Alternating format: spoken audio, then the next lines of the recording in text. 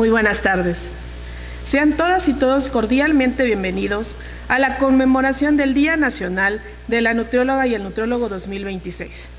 Un espacio de encuentro, reflexión y celebración de una profesión que transforma la salud, el bienestar y la calidad de vida de nuestra sociedad. Agradecemos su presencia en el auditorio principal del Instituto Nacional de Ciencias Médicas y Nutrición Salvador Subirán, sede emblemática del desarrollo científico y académico de la nutriología en México. Este evento es posible gracias a la colaboración de 5 instituciones que han marcado desde distintos frentes la historia y el desarrollo de la nutriología en nuestro país.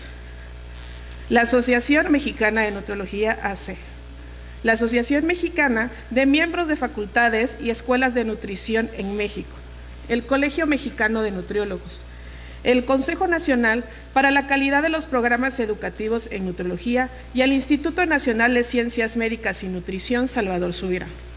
Juntas, estas instancias representan la formación académica, la práctica profesional, la investigación científica y la proyección social de nuestra disciplina.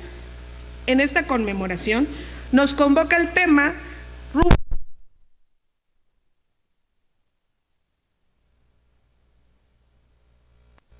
nuestra profesión, los desafíos que enfrentamos hoy y las oportunidades que tenemos que fortalecer, su impacto en la salud pública, la educación, la investigación y la práctica profesional. Para dar inicio a nuestro evento, cedo la palabra al doctor José Cifuentes Osorno, director general del Instituto Nacional de Ciencias Médicas y Nutrición Salvador Subirán, para brindarnos unas palabras de bienvenida e inaugurar este evento.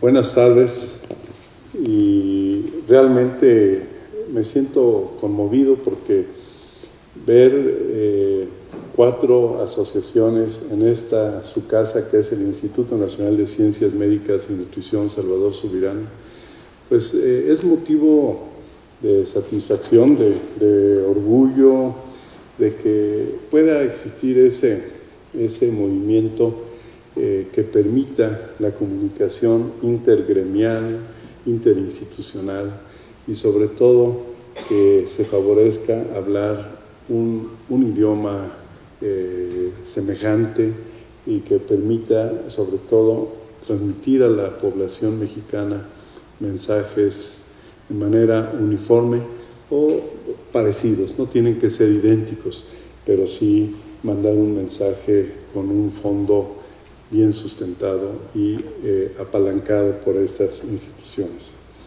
Nosotros estamos celebrando 80 años de vida y realmente es muy conmovedor, es un motivo de orgullo que hayan escogido al instituto para congregarse y conmemorar el Día de la Nutrióloga y Nutriólogo en esta fecha, aunque sé que hace frío, llueve, y Tlalpan está distante de todo, lo sabemos.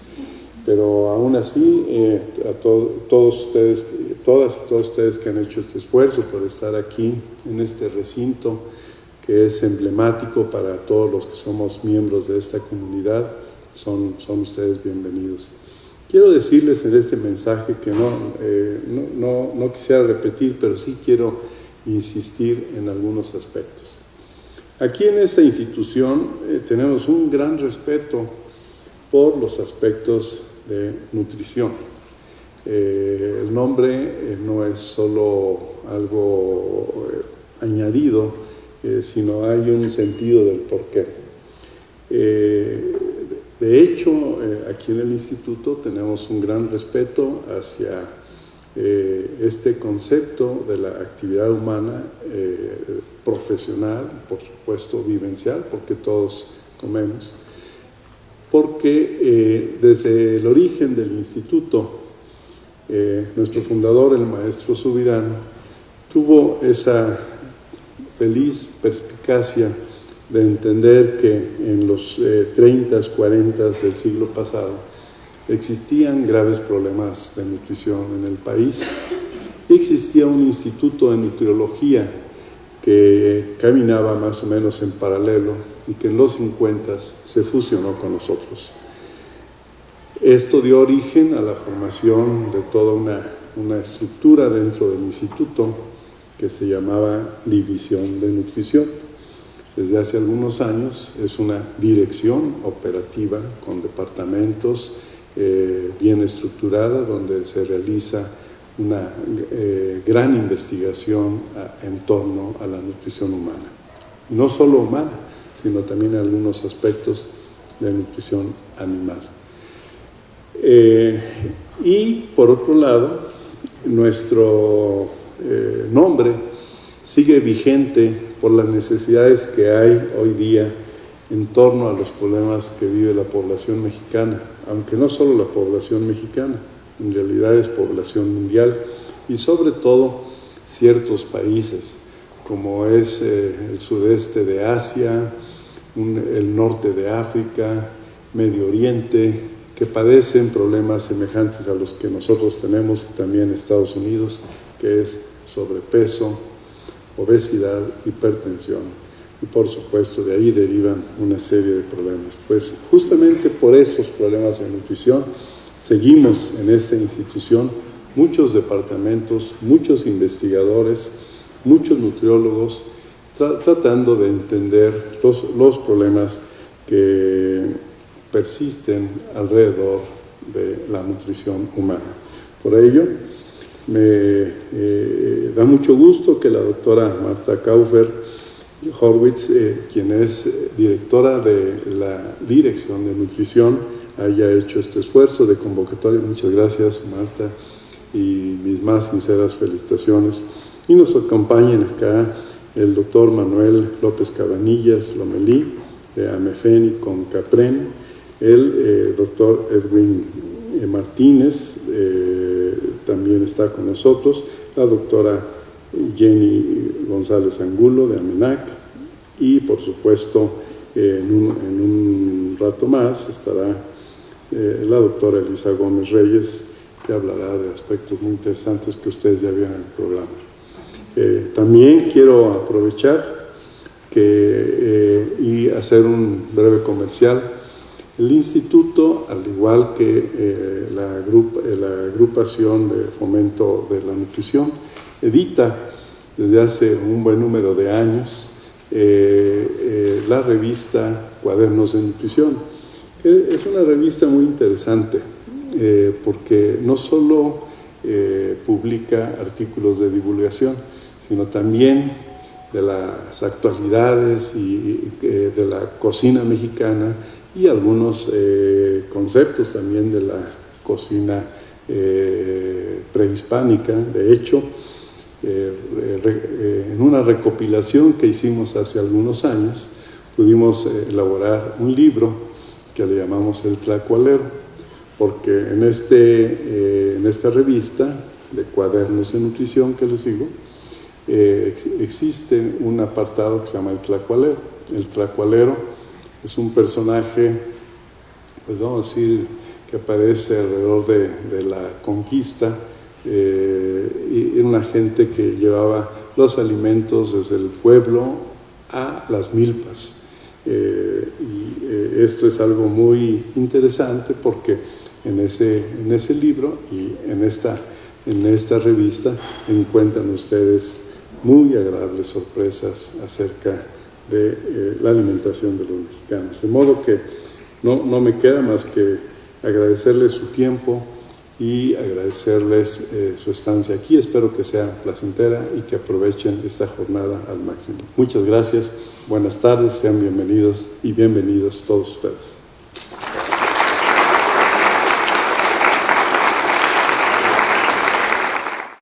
Agradecemos las palabras del doctor Cifuentes.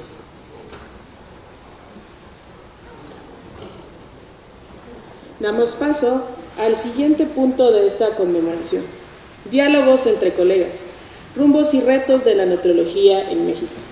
Este espacio ha sido concebido como un encuentro abierto, plural y participativo, en el que convergen la visión académica, científica y profesional de nuestra disciplina.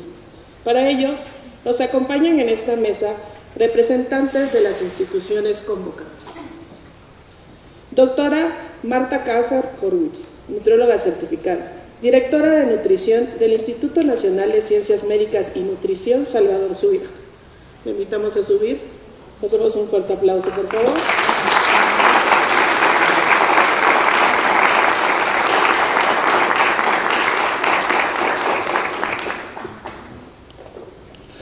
Doctor Manuel López Cabanillas Loení, presidente de la Asociación Mexicana de Miembros de Facultades y Escuelas de Nutrición y del Consejo Nacional para la Calidad de los Programas Educativos en Nutriología, ACE. Recibimos con un fuerte aplauso, por favor.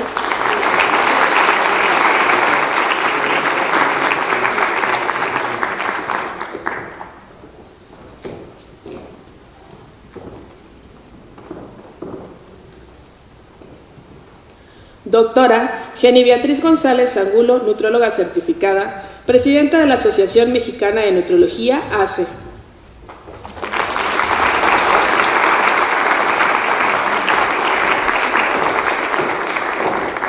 Doctor Edwin Martínez Leo, nutriólogo certificado, presidente del Colegio Mexicano de Nutriólogos.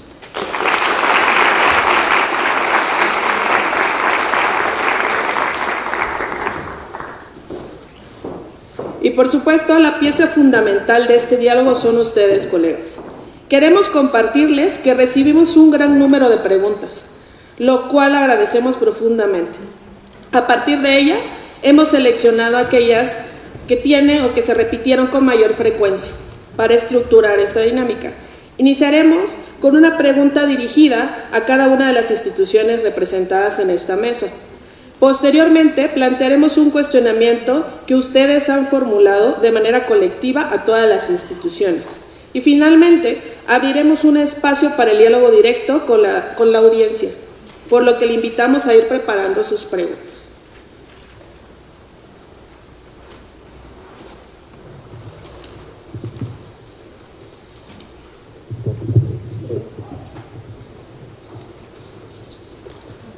¿Les parece? Comenzamos con la doctora Marta. ¿Sí? La primera pregunta. ¿Se puede hacer algo para evitar que personas no preparadas en la nutrición, como coachings, o aquellos que solo toman algún curso, malinformen a la población sobre la nutrición? Bueno, el instituto como tal es un referente en nutriología en México.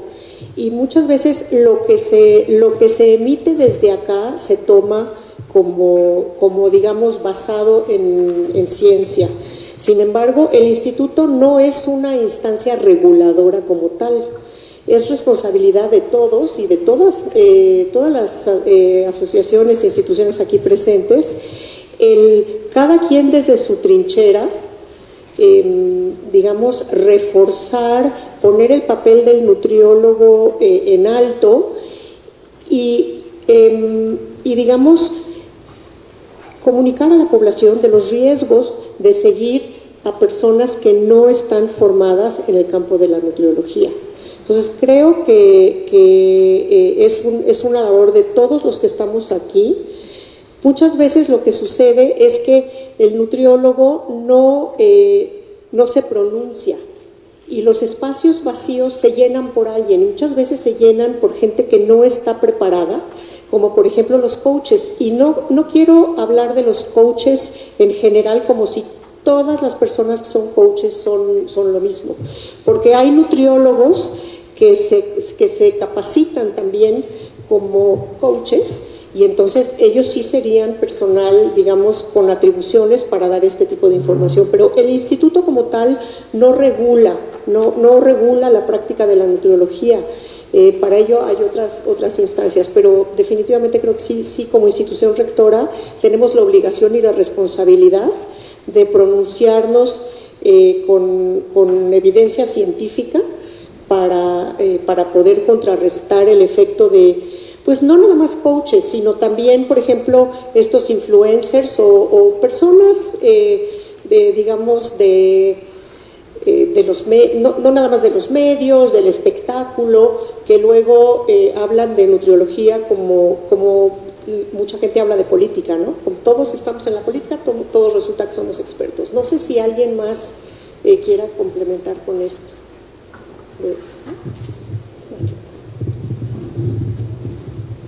Con otra pregunta en la misma línea para la representante de AMENAC. ¿Qué propuestas tiene AMENAC para fortalecer el reconocimiento del nutriólogo dentro del equipo multidisciplinario de salud? Perdóname, un poco afónica. Buenas tardes a todos, muchas gracias por su asistencia. Pues AMENAC, las propuestas que hace es la actualización continua, básicamente, de todos los nutriólogos en los ejes que se maneja la nutriología, reconociendo la expertise e invitándolos a ser partícipes de esta formación continua de todos los nutriólogos. Tenemos proyectos de hacer algunos nombramientos. Cada año antes AMENAC manejaba a maestros eméritos, se nombraban de acuerdo a su interés, a su experiencia, a la investigación que han hecho en nutrición.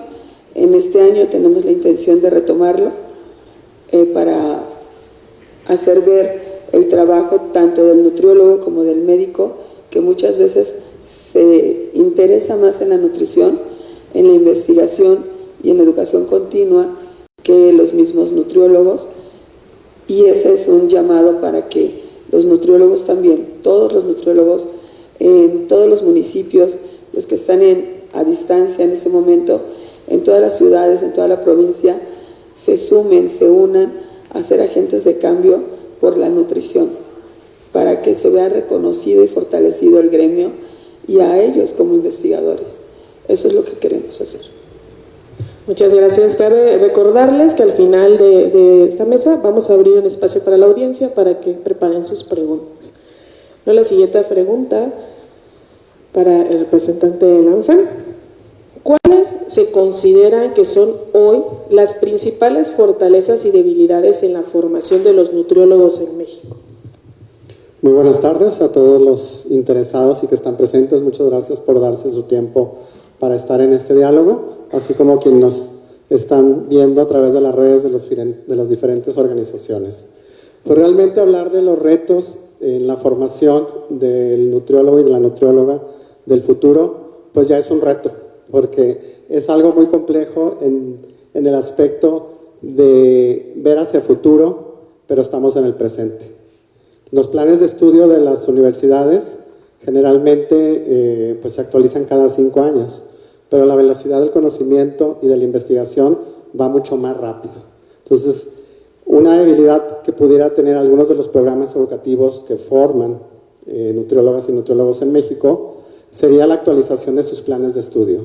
Y esa actualización en función de las necesidades actuales de la sociedad, de las necesidades actuales de la población en materia de salud, en investigación, pero también en el área de las nuevas tecnologías, donde pues apenas se está incursionando en algunas áreas específicas.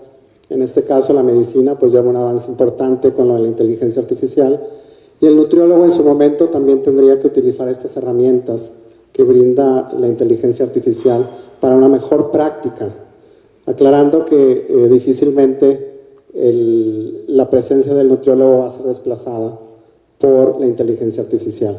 Recordemos que somos seres humanos sociables, necesitamos socializar y necesitamos escuchar y ser escuchados en persona, no a través de máquinas o de otra forma de comunicación. Entonces, esta sería un principal pues debilidad en este momento. Yo sé que hay algunos programas que ya están incluyendo unidades de aprendizaje, materias, asignaturas relacionadas a inteligencia artificial, así como otras materias muy importantes, al mencionar, por ejemplo, la forma actual de investigación, que si antes eran procesos un poco más largos, ahora con el apoyo de todas las herramientas, pues también pueden agilizarse y tener evidencia científica mucho más rápido que hace 5, 10, 15 años. Y creo que estas serían algunas de las importantes cuestiones a mencionar en este momento. Y realmente la inteligencia artificial pues sí puede ser utilizada, pero tenemos que saber cómo, ¿no? Porque sí puede facilitar mucho la labor del nutriólogo, pero sí tendría que estar en los planes de estudio para ver cómo se va a utilizar. Yo creo que otro de los retos es el generar competencias en los estudiantes para el tratamiento de enfermedades crónicas e integrarse verdaderamente a equipos multidisciplinarios. Y también como que desarrollar esa seguridad en lo que hacemos, que muchas veces no la tenemos y en lo que pensamos es en, los médicos están incursionando en nuestro campo, y creo que debemos verlo como que no es, todos debemos saber del campo del otro sin pasar la línea del intrusismo profesional. Sin embargo, el que otros profesionales sepan de nutriología, eso no nos debería de preocupar como que nos van a quitar nuestro trabajo, porque yo escucho muchos nutriólogos jóvenes que tienen este temor. ¿Por qué el médico le dio un plan de alimentación? Bueno, muchas veces no hay un nutriólogo presente, y entonces, ¿qué mejor que un médico preparado y con competencias en nutriología pueda apoyar al paciente, que finalmente siempre la atención tiene que estar centrada en el paciente? Entonces, creo yo que el crear competencias para verdaderamente trabajar en equipos multidisciplinarios es uno de los retos de la enseñanza de la nutriología hoy día. Muchas gracias. La siguiente pregunta para el doctor Edwin, presidente del Colegio Mexicano de Nutriólogos. ¿Qué retos enfrentamos actualmente como nutriólogos en el campo laboral? ¿Cómo piensan enfrentar los retos de la demanda creciente de espacios de salud, en donde una consulta de especialidad está saturada y cada día será mayor la demanda por diabetes, obesidad?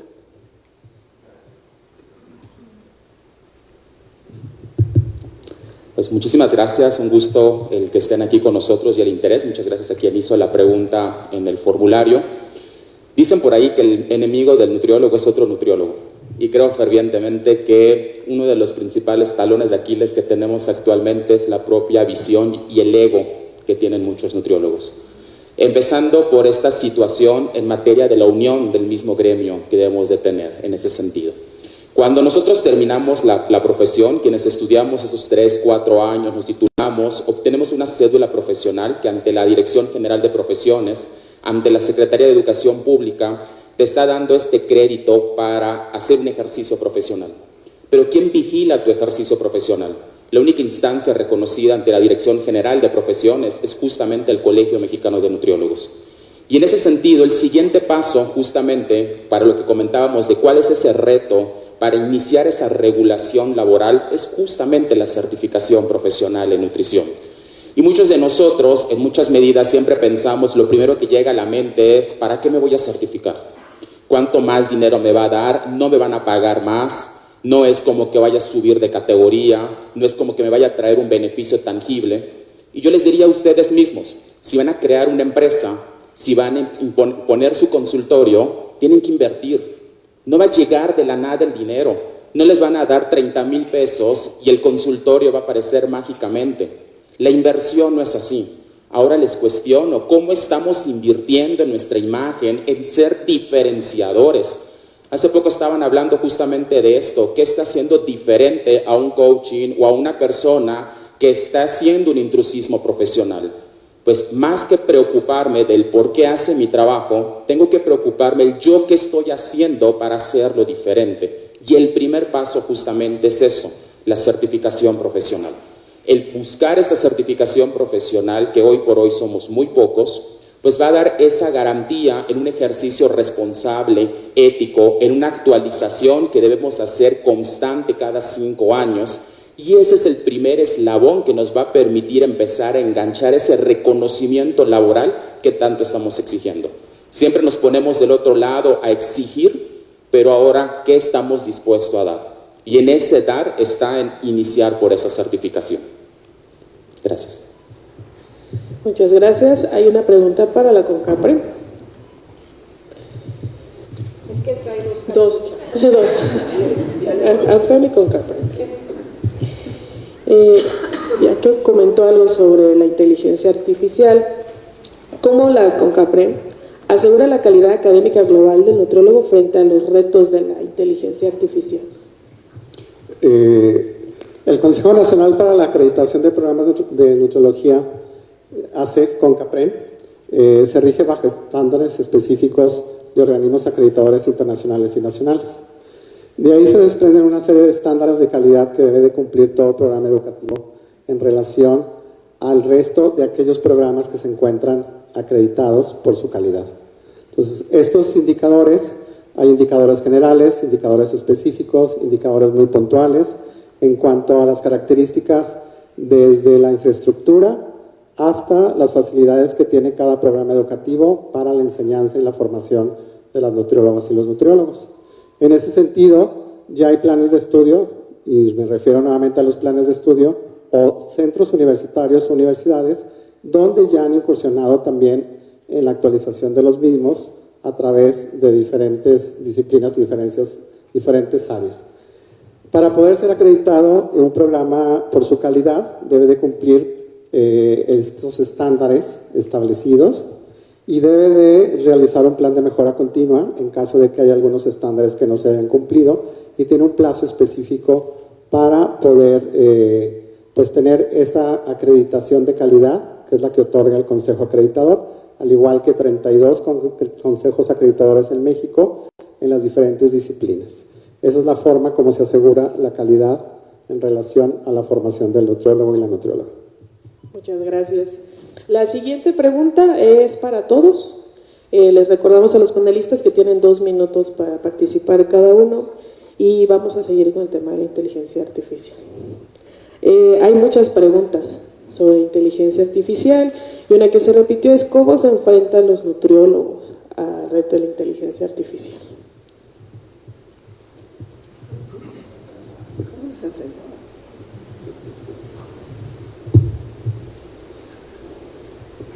Bueno, yo,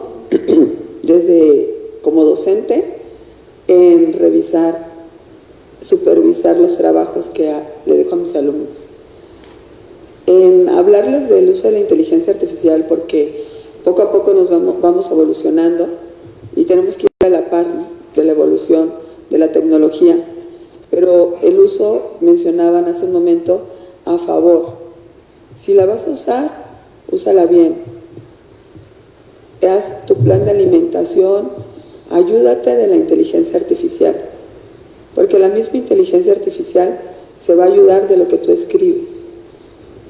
O sea, humaniza eso que te está diciendo, hazlo creíble, fórmalo con tus propias palabras, ¿sí? Y la inteligencia artificial nunca te va a sustituir, porque tú la creas, y además tú eres el que tienes que hacer la empatía con el paciente, tú eres el que tienes que lograr esa comunicación, recordando que cada paciente es único, diferente a todos los demás, aunque tengan el mismo peso, la misma edad, la misma talla e incluso la misma patología. Cada metabolismo es diferente, y eso la inteligencia artificial no lo sabe, lo sabemos nosotros. Entonces hay que, como docente, lo digo como docente, hay que enseñar a nuestros alumnos, y los alumnos tienen que entender esta parte. La inteligencia artificial no nos sustituye ni va a ser el trabajo de nosotros. Entonces yo creo que en la comunicación, en la consejería con nuestros alumnos, desde ese punto de vista es como yo quiero hablar ahorita para enfrentar. Ya como nutriólogos, pues a lo mejor.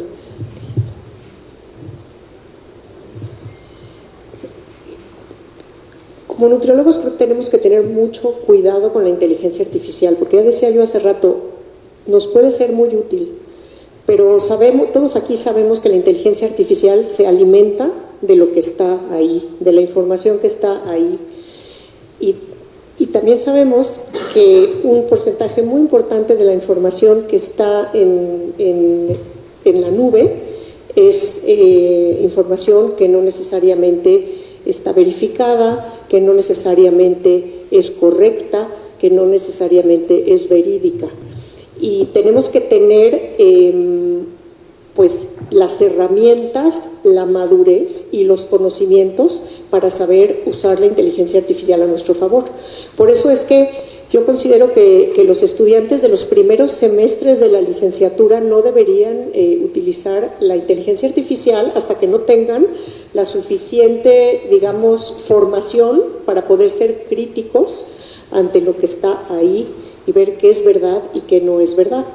Aquí en la Dirección de Nutrición hemos estado muy preocupados por el tema de la inteligencia artificial y hemos organizado con la coordinación del doctor Ángel Ledesma un par de conversatorios que hemos puesto, o sea, los hemos abierto al público para justamente para analizar y reflexionar sobre este tema que es tan importante y que es tan profundo, y estamos ahora trabajando en un documento digamos dirigido a hacer un análisis de la inteligencia artificial y a desarrollar ciertas pautas para el nutriólogo para el uso responsable de la inteligencia artificial.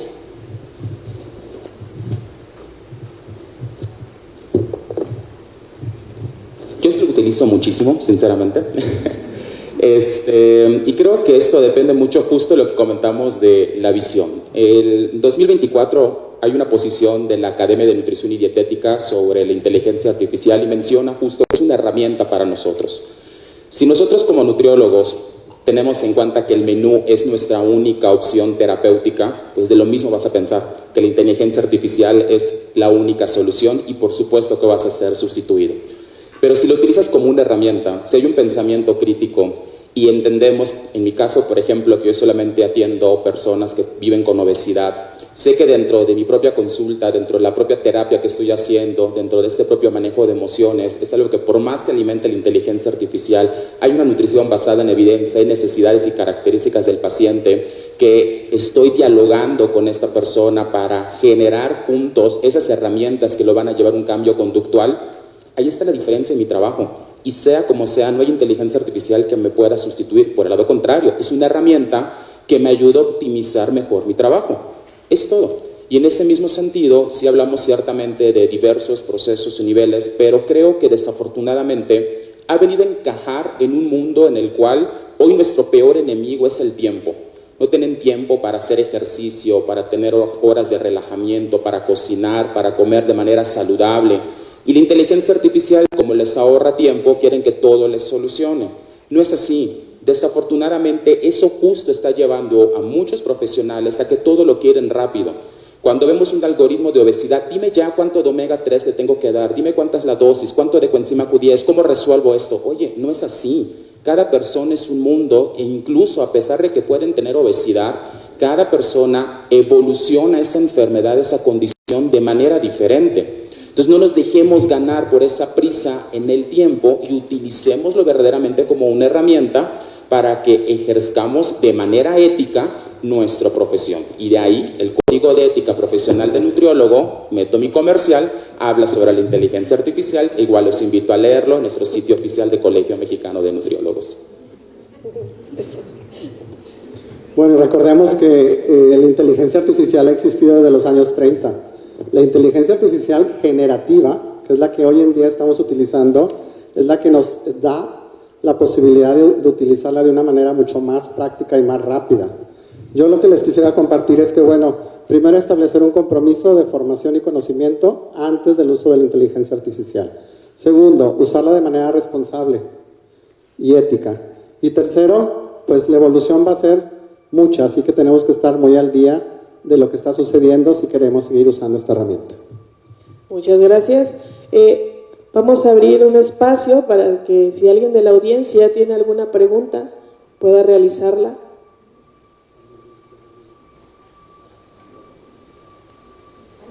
Los micrófonos están ahí en las escaleras, por favor.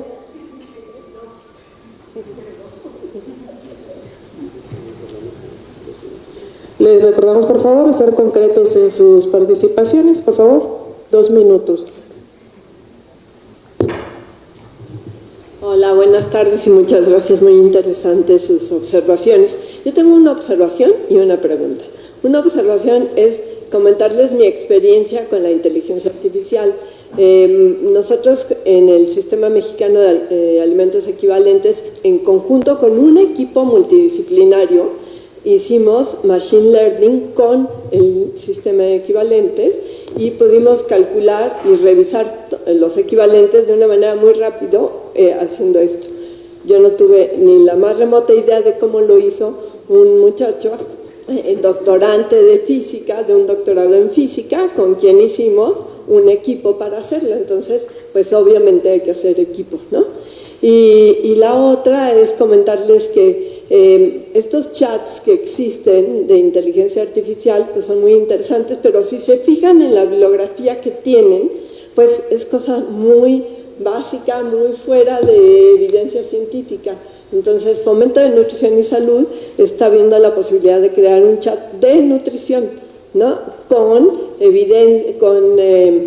obviamente cuadernos de nutrición que nos hablaba el doctor Cifuentes, pero también con otros documentos de los que se alimente este chat y entonces lo podamos adiestrar a que conteste de manera correcta, de acuerdo a lo que necesitamos, que puedan leer periodistas, estudiantes de nutrición, etcétera, ¿no? Médicos, etcétera, ¿no? Y la otra pregunta, si hubiera tiempo en algún momento, es ¿qué tan responsables somos con la sustentabilidad del planeta los nutriólogos? Gracias.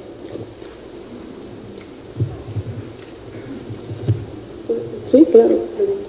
Sí, con lo de la sustentabilidad, creo que estaba dentro de las preguntas que nos llegaron, porque sí les queremos comentar que a la hora de que ustedes se registraron y pusieron sus preguntas, yo creo que habremos recibido, ¿qué será? Unas 300, 400 preguntas, 500 preguntas, fue una cosa inmanejable. Hicimos una muy pequeña selección y por ahí había alguna en este sentido. Pues sí, definitivamente, no sé qué tan responsables somos. Hay quien es más responsable, quien no lo es tanto. Hay quien,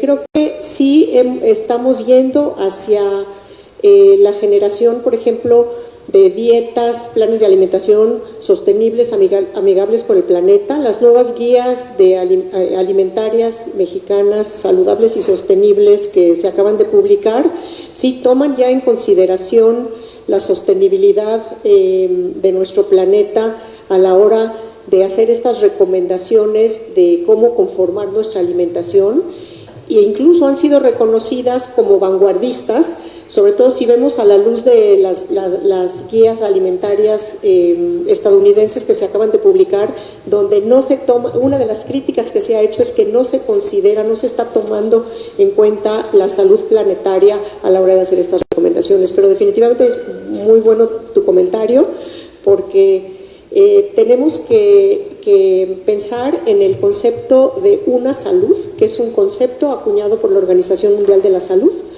sobre que debemos pensar en una salud, la salud humana, la salud animal y la salud planetaria, y no se puede deslindar una de otra si es que queremos realmente promover la salud humana.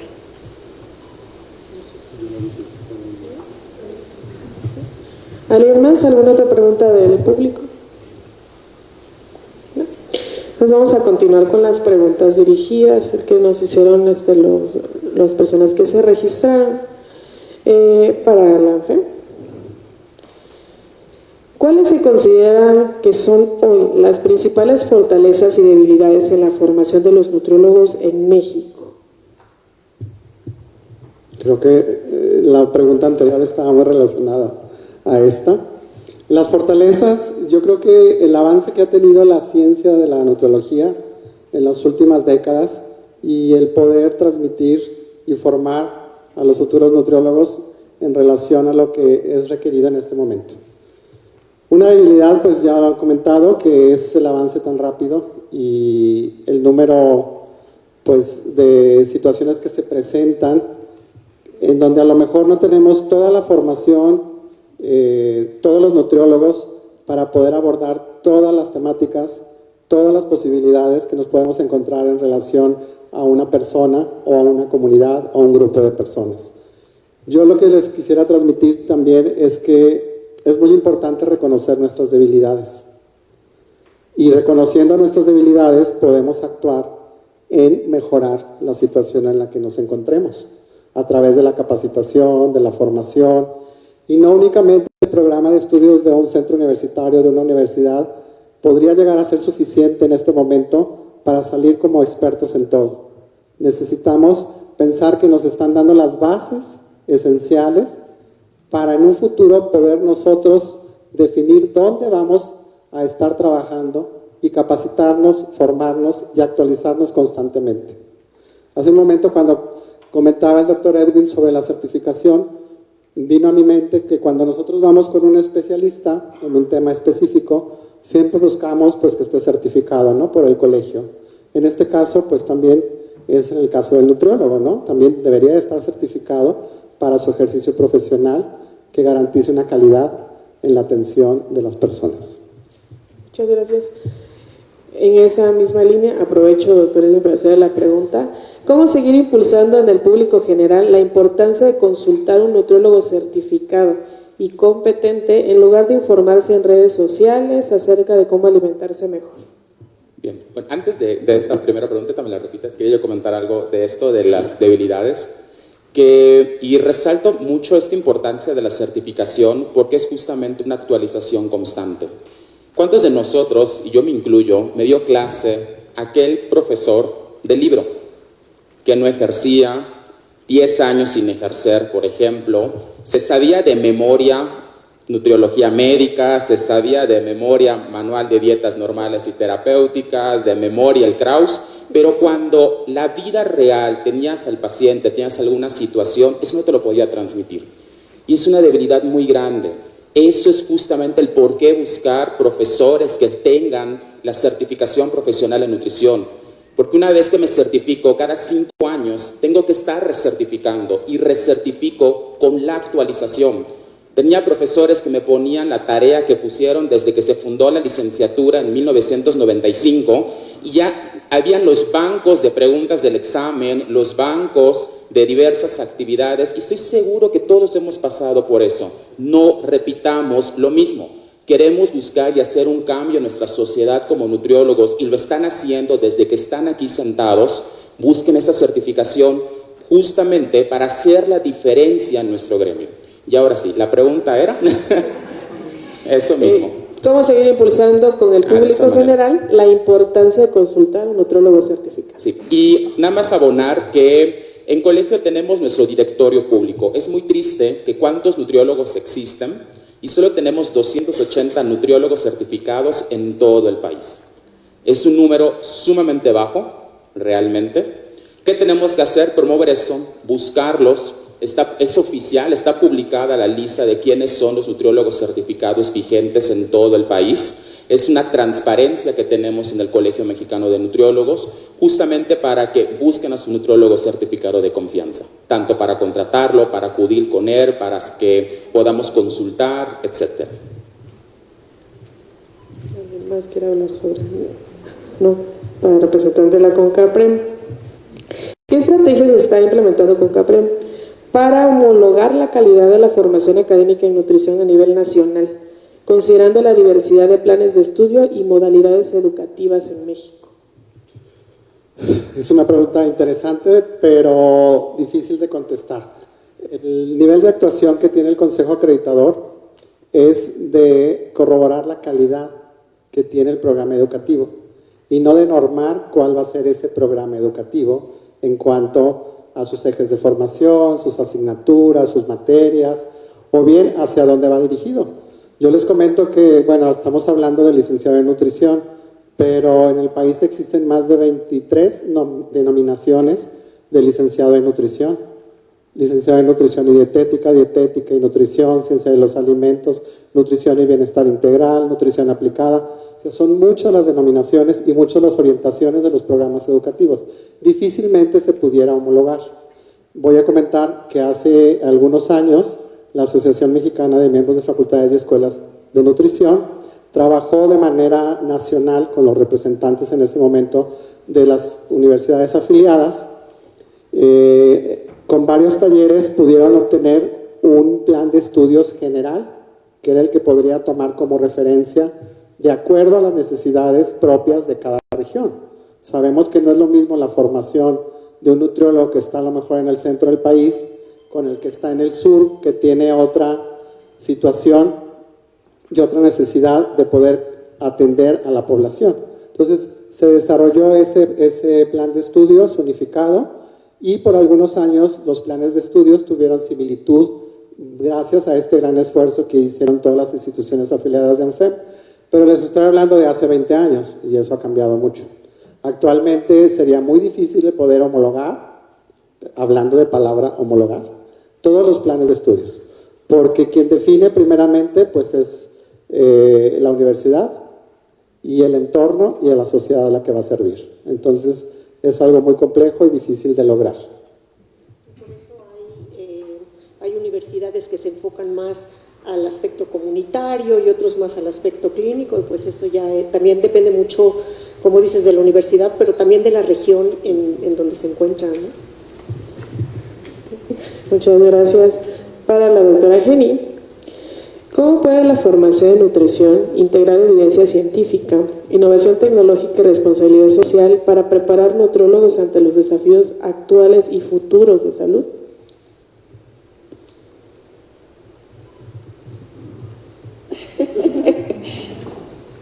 ¿Cómo puede? Por favor.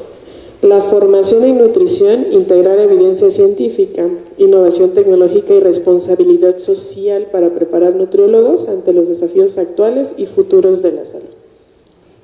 Actualizándose con la certificación. Con la certificación.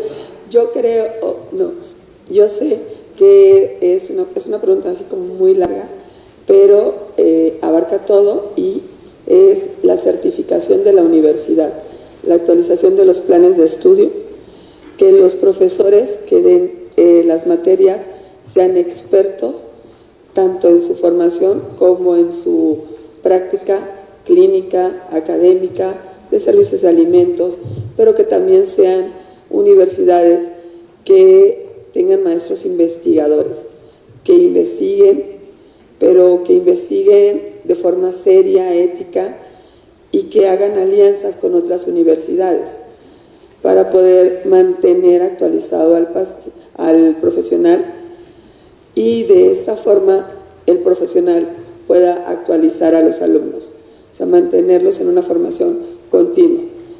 Los profesionales de la nutrición sí, tienen que agremiarse a colegios, a asociaciones, para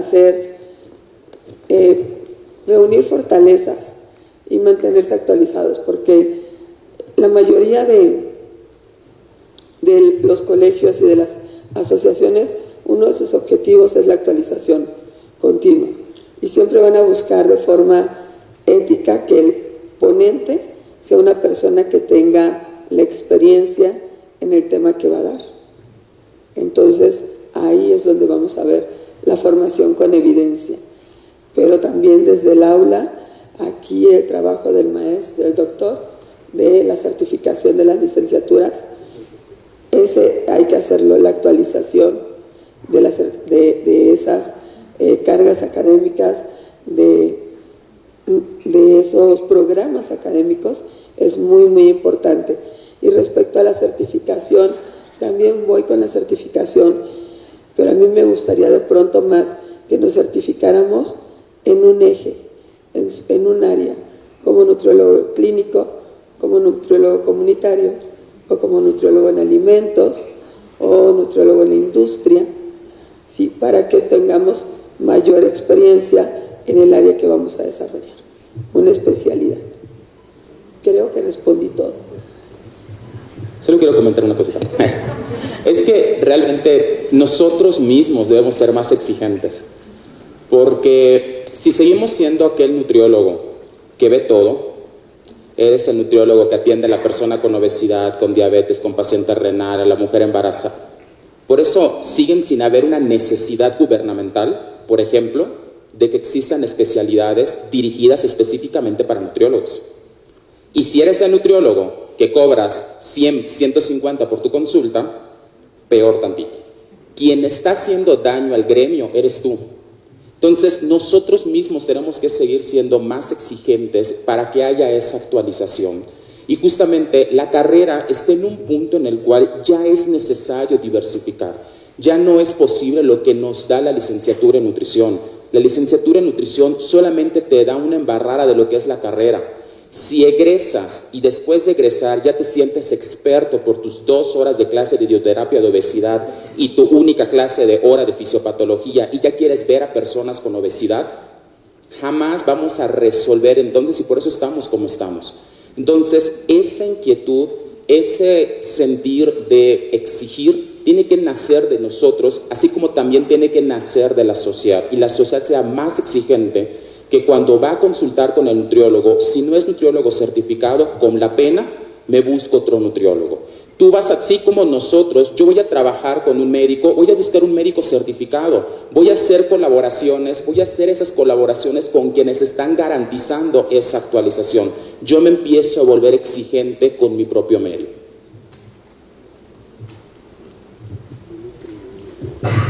Nada más rapidísimo.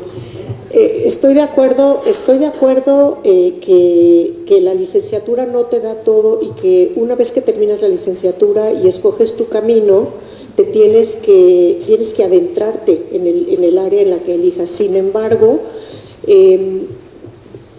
creo que es muy relevante tener una formación integral fuerte. Y de hecho, la certificación profesional es eso, porque la certificación profesional no es por área, es una certificación profesional que lo que garantiza es que la base, digamos, es pareja y que estamos actualizados. Además, hoy sabemos que los problemas de salud son complejos, entonces yo abogo por la especialización. No puede uno, una persona que tiene experiencia comunitaria, no tan fácilmente, y no es lo idóneo, por ejemplo, que trabaje en un servicio de nutriología clínica si no tiene una formación dirigida. Sin embargo, todos tenemos que tener una base pareja para poder comprender todos los fenómenos y poder realmente tener una práctica ética e interactuar con otros otros miembros del equipo de salud, y no nada más del equipo de salud, también con otros profesionales, economistas, sociólogos, tecnólogos en alimentos, etcétera, etcétera. Doctora Marta, una pregunta para usted. ¿Qué oportunidades reales existen actualmente para que nutriólogos recién egresados se integren a proyectos clínicos o de investigación dentro del instituto? Bueno, un poquito va con relación, ahí ya me están viendo. Capaz que es un buen punto para interactuar. Realmente, antes que nada, sí quiero decir que en este instituto hay muchos nutriólogos. Parece que no, y luego siempre hay esta crítica de que en las instituciones no se contratan nutriólogos. Sin embargo, estén atentos a un cartel que vamos a publicar la semana que entra con motivo del Día del Nutriólogo, y en esta institución hay 86 nutriólogos contratados. No todos con plaza de nutriólogo, aquí se llama nutricionista, algunos con plazas de investigadores, pero realmente somos una comunidad de nutriólogos bastante amplia. Ahora, ¿qué tan factible es que un nutriólogo recién egresado se integre? Bueno, se puede integrar un nutriólogo incluso antes de titulado como pasante de servicio social, eso es un hecho, a proyectos obviamente de investigadores y con proyectos registrados. Muchos de ellos son nutriólogos, aquí tenemos varios en el auditorio, pero si un poquito acorde a lo que decía el doctor Edwin, si uno pretende que saliendo de la licenciatura se va a poder uno integrar a una institución y ya participar prácticamente proponiendo ensayos clínicos o protocolos clínicos, sin una formación adicional, Eso es muy difícil, la verdad sí se los digo con toda honestidad. No hay, a pesar de que somos muchos en esta institución, tampoco es que estén abiertas plazas con mucha frecuencia y si bien las necesidades son muchas, también se espera una preparación bastante más dirigida en el campo para poder sobre todo participar de proyectos clínicos. Muchas gracias. Abrimos un espacio nuevamente para preguntas de la audiencia. ¿Sí, alguna? Si hay alguna pregunta, están los micrófonos en las escaleras. ¿Comentarios?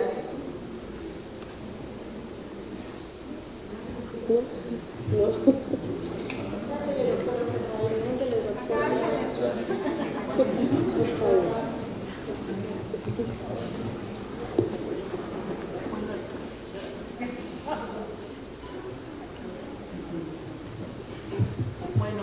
En relación a lo que acaban de preguntar, de que qué tan fácil sería como insertarse en un proyecto de investigación, primero, sí que creo que es bien difícil ser investigador, o sea, es que tampoco no es nada fácil, tampoco es que estemos en la gloria los investigadores de este y de muchos institutos y de todo el país, y yo creo que de todo el mundo. La investigación cada vez se está convirtiendo en algo más complejo.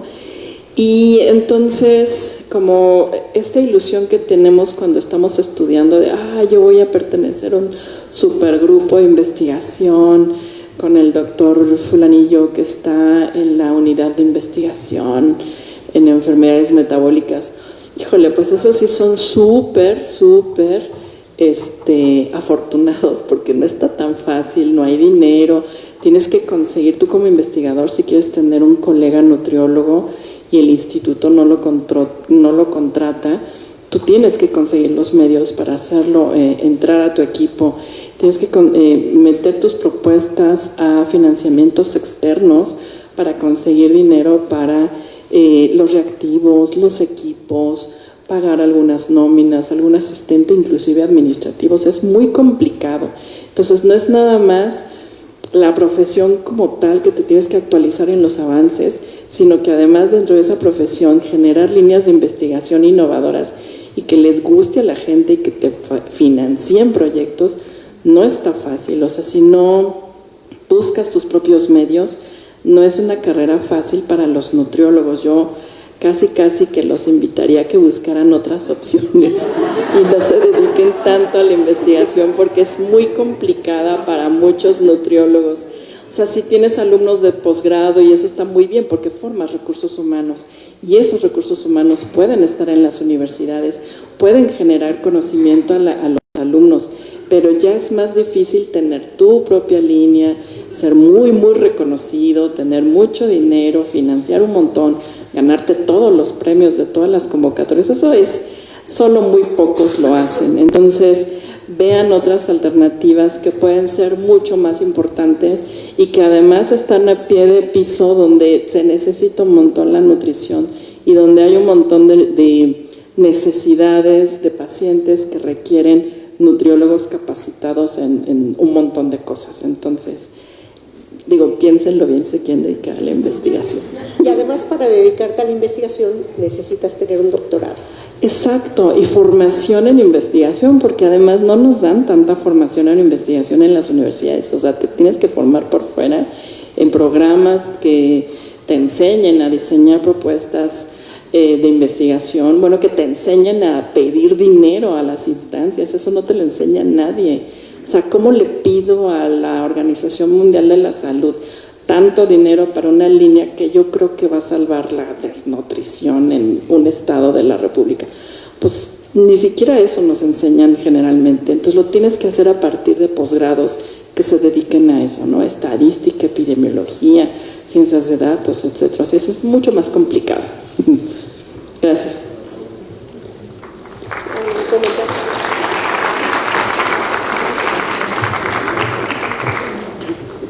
Yo nada más quiero comentar esto, me saltó a la mente, que nos da pauta esa pregunta a reflexionar en cuántos egresados tenemos al año de licenciatura en nutrición y cuántas bases como empleados en nutrición nutrición en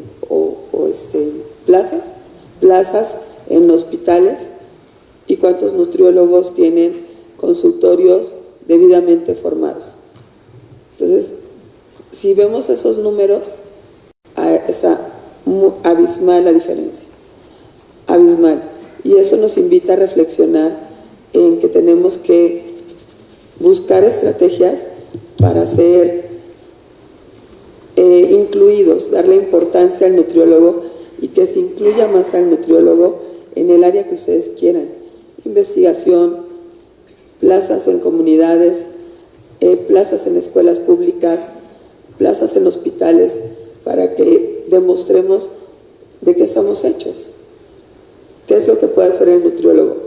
Pero si cada quien quiere jalar, decía mi mamá, agua para su molino, no la podemos hacer. Entonces tenemos que unirnos para poder hacer iniciativas públicas y presentarlas en los gobiernos.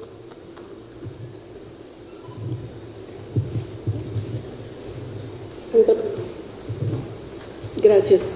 Yo quisiera preguntar al panel en general, más que una pregunta, es cómo ustedes visualizan al nutriólogo. Nosotros como profesión tenemos pocos años comparados con algunas otras profesiones, tenemos en promedio 50 años en México. ¿Cómo nos visualizamos o qué es lo que ustedes proponen hacia el futuro en 25, en 50 años? ¿Cómo vamos a estar de ejercer de los campos profesionales? O sea, ¿hacia dónde se dirige el crecimiento de la nutriología en México?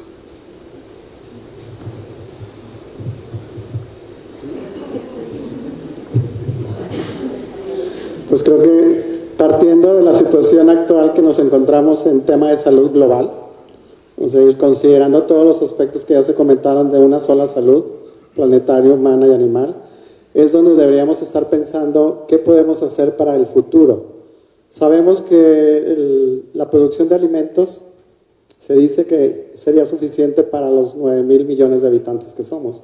Sin embargo, pues los sistemas de distribución, conservación y demás no son suficientes para que llegue a toda la población. Ya en nuestro país, bueno, se habla cada vez menos del problema de falta de alimentos, que es todavía presente.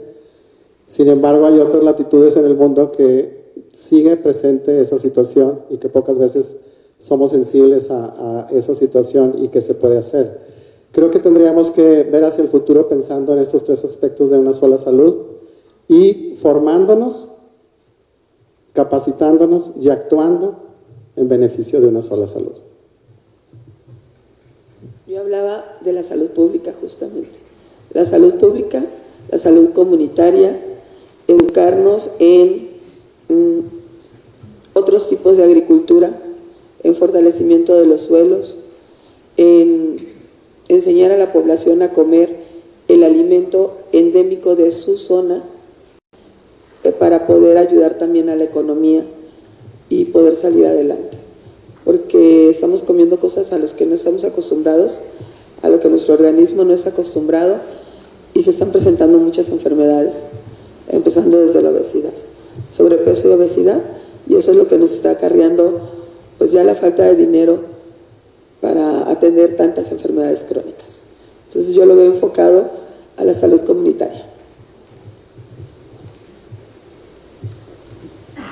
Brevemente, bueno, justamente en 2024 en el Colegio Mexicano de Nutriólogos trabajamos nuestra visión 2035, nuestro plan de desarrollo institucional, y esa fue una de las inquietudes: ¿cómo vemos al nutriólogo de aquí a 10 años para establecer la visión?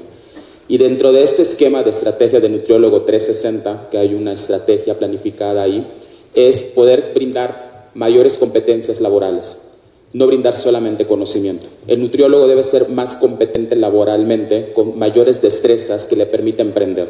Hoy por hoy los datos que comentaba la doctora Jenny son reales y nosotros mismos debemos ser artífices del trabajo que vamos a generar por un lado, y por el otro también ir generando una visión más constructivista de esta misma nutrición.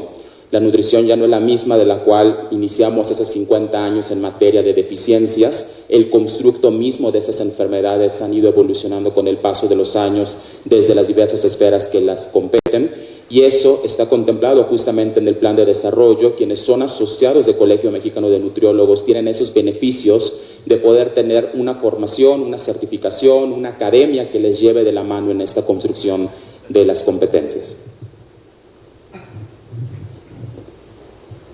A mí me gustaría que en los próximos años, no sé si 30, no sé cuántos, los nutriólogos estuviéramos más presentes en la vida pública de nuestro país, en poder hacer propuestas reales de salud pública, de políticas públicas, y en que estas fueran tan efectivas que estuviéramos pensando más en aspectos de prevención que en aspectos curativos, que mucho es de lo que se ha estado hablando aquí, ¿no? O sea, ¿cómo podemos ser más competitivos en un hospital? Se habla de un consultorio, estamos hablando de práctica más, digamos, clínica, y tenemos que ser más diversos y no nada más pensar, porque muchos nutriólogos piensan en una vez que termine la licenciatura, ¿dónde voy a poner mi consultorio? ¿A qué consultorio me voy a incorporar? ¿A qué grupo? ¿A qué clínica? ¿A qué hospital? En vez de tener, digamos, esto obviamente es importante, pero es también importante pensar de una manera mucho más amplia en cuestión de prevención poblacional. Muchas gracias. ¿Hay alguna otra pregunta en la audiencia?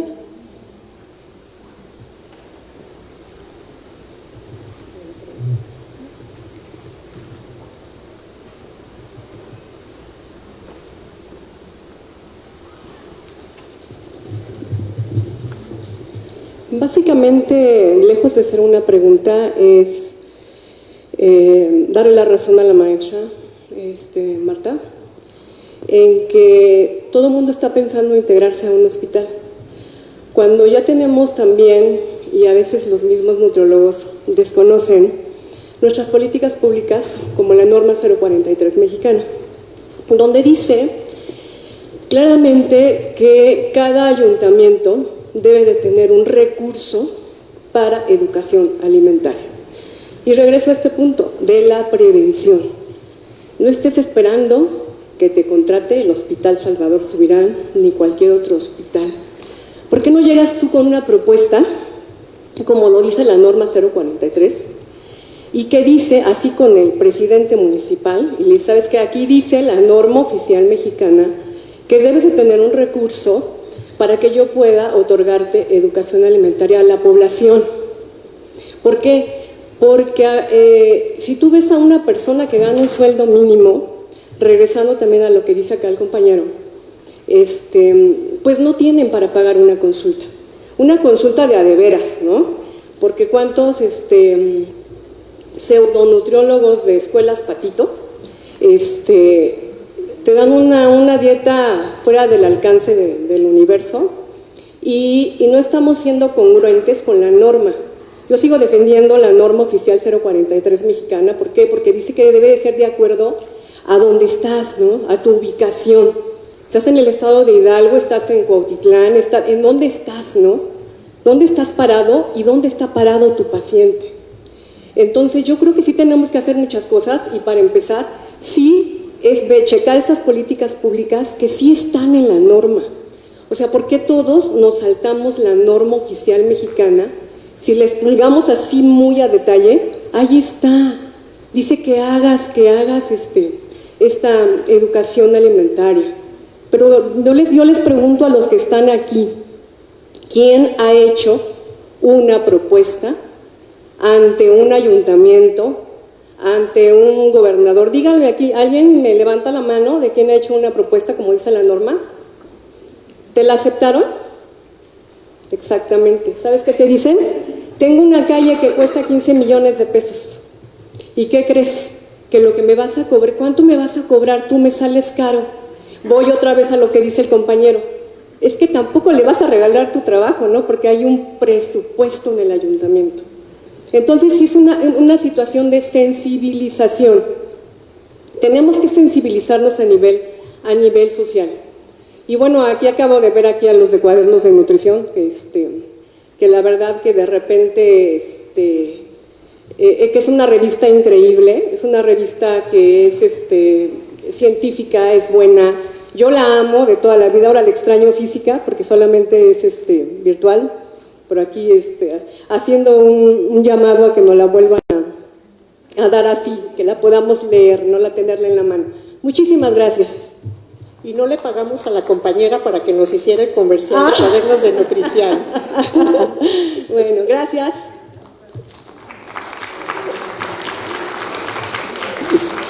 El comentario da lugar a expresar el buscar oportunidades. Buscar oportunidades en campos que a veces ni imaginamos que pueden darnos la oportunidad de ejercer nuestra profesión a nivel de legislativo, a nivel de políticas públicas, a nivel de organizaciones de la sociedad civil. Hay mucha necesidad realmente de los profesionales de la nutrición, y fuera de las casillas que ya sabemos y que todos queremos, pero que realmente deberíamos de estar pensando en ubicarnos en esas áreas y ser el mejor en esa área. Muchas gracias. Para cerrar, para terminar ya con este panel, cada uno de ustedes tiene 2 minutos para darnos un mensaje final. Comencemos con la doctora Marta. Muchas gracias.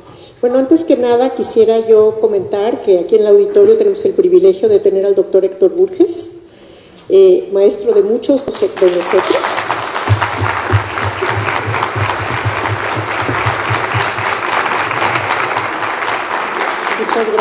Muchas gracias por estar con nosotros y por siempre apoyar el quehacer del nutriólogo y la importancia del nutriólogo en nuestro medio. Eso antes que nada. Quiero también reconocer el privilegio de estar sentada aquí con 4 asociaciones. Creo que muchas de las preguntas que llegaron a la plataforma de inscripción, de registro a esta celebración, a esta conmemoración, tienen que ver con la importancia de estar unidos como gremio, y creo que esta es una muestra de la disposición de distintas instancias que son las más representativas de los nutriólogos en México de trabajar en conjunto para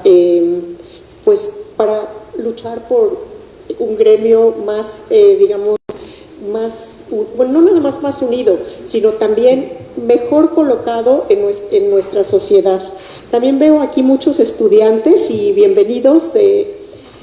Ojalá que este panel les haya interesado y les haya dado muchas ideas, porque finalmente preguntaban, bueno, ¿cómo va a ser la nutrición en 20, en 30 años? Pues va a estar en manos de ustedes, y uno de los secretos de la permanencia de nuestra profesión es la innovación, y ustedes son los que van a tener que identificar esos nichos, esos intereses nuevos e innovar tratamientos innovadores, estrategias de comunicación a la población innovadoras. Nosotros, los que ya somos más antiguitos, pues no manejamos también las redes sociales. Ustedes pues nacieron con el dedo ya así moviendo el celular, entonces este es un papel que les toca a ustedes. Y finalmente, ya nada más lo último, todos tenemos que, y quiero ser reiterativa, todos tenemos que tener una base de calidad para poder ejercer nuestra profesión de manera ética y servir a la población. Y por supuesto que ya en el campo específico en el que incursionemos, pues tenemos que ser súper expertos.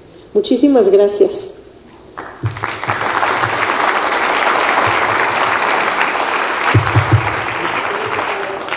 Doble. Yo le diría a Marta que en lugar de antiguitos somos clásicos, porque lo clásico siempre perdura.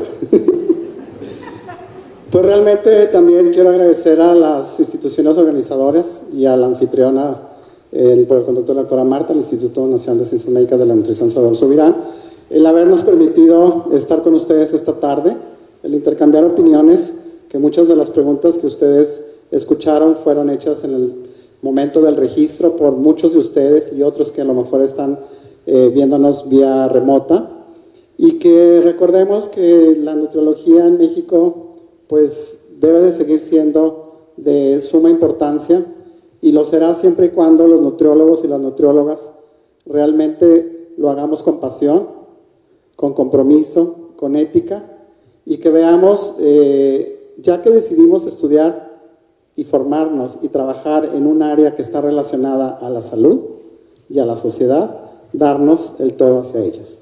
Creo que es muy importante el no pensar, y yo recuerdo cuando entré hace muchos años, más de 40, a estudiar, me dijeron la primera vez, bueno, es que tú vas a servir a los demás antes que a ti. Entonces, todas las profesiones de la salud y muchas otras también, primero sirven a los demás antes que a uno. Y eso es algo muy importante que debemos de tener siempre en mente. Y más con la responsabilidad que sabemos que tiene y el papel que juega la nutrición dentro de la salud. Entonces, pues recordar que este día importante de conmemoración del Día del Nutriólogo y la Nutrióloga, a lo mejor muchos de los jóvenes no están enterados, pero este día ya fue publicado en el Diario Oficial de la Federación. Es un día que se celebra en todo el país y que debe de estarse pues promoviendo también la importancia que tiene el profesional de la nutriología, nutriólogas y nutriólogas. Y muchas gracias por su interés y su tiempo.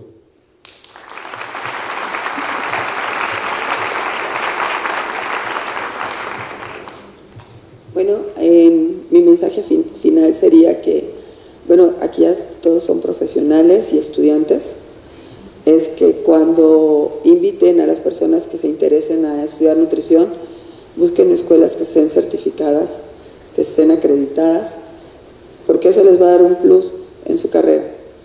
Carreras que no sean patito, como mencionaban hace rato, licenciaturas que estén bien fortalecidas. Después de eso, agrémense como estudiantes a una asociación como AMENAC. Cuando sean profesionistas, pueden seguir en AMENAC y en el colegio que agremia a profesionales de la nutrición. Ser éticos en su quehacer, seguir adelante y fortalecer con profesionalismo la nutrición para que creemos políticas públicas y podamos crear más espacios para que los nutriólogos se desarrollen en beneficio del servicio a la población mexicana. Y con eso vamos de gana. Muchas gracias a todos por venir.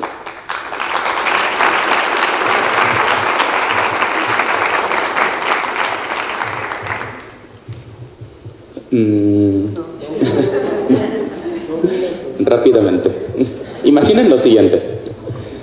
Imaginen cuando estaban en la escuela, les marcaron hacer la maqueta, tardaron una semana en hacer una maqueta muy sofisticada, les quedó súper bonita la maqueta, el volcán, los árboles, todo hermoso. Y de pronto, en el camión, cuando están yendo con su maqueta, en lugar de protegerla, alguien llega, se las aplasta, se las tira y se las rompe y no logran presentar la maqueta. ¿Cómo se sentirían? Frustrados. Evidentemente van a hacer algo, ¿no?, para que eso no pase. Eso es lo que debemos de sentir si después de 4 años de estudiar nutrición no están haciendo nada para proteger su carrera. Es nuestra obligación protegerla. No del médico, no del odontólogo, no del psicólogo, no del entrenador físico, de nosotros. Y si nosotros no la protegemos, nadie más lo va a hacer. El Día del Nutriólogo no es un día para que aprendan más de nutrición, es un día para reflexionar la importancia que tenemos en el gremio. Es un día para fortalecer el por qué nos debemos de unir para hacer la diferencia. De lo contrario, la licenciatura, la nutrición en sí, la nutriología no va a avanzar. Somos una pieza clave en la sociedad y de ustedes, de todos nosotros, depende protegerla. Trabajar, ganar recursos, meter dinero, etc. es el plus que te da tu carrera y por eso la tienes que proteger. Reflexionen cómo la están protegiendo y para eso trabajamos en el Colegio Mexicano de Nutriólogos, para proteger nuestra profesión. Muchas gracias y feliz día a todas las nutriólogas y nutriólogos por este 27 de enero. Gracias por estar con nosotros.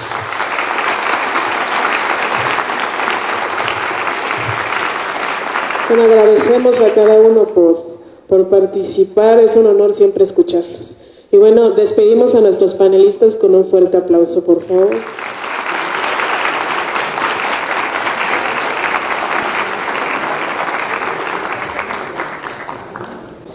A continuación, seguimos con la plática cultural titulada Entre viñedos y barricas, retos y secretos del vino tinto, a cargo de la doctora Elisa Gómez Reyes, gerente de investigación clínica para Abbott Nutrition de Latinoamérica, nutrióloga con posgrado y sommelier por la Asociación de Sommeliers Mexicanos. Recibámoslas con un fuerte aplauso.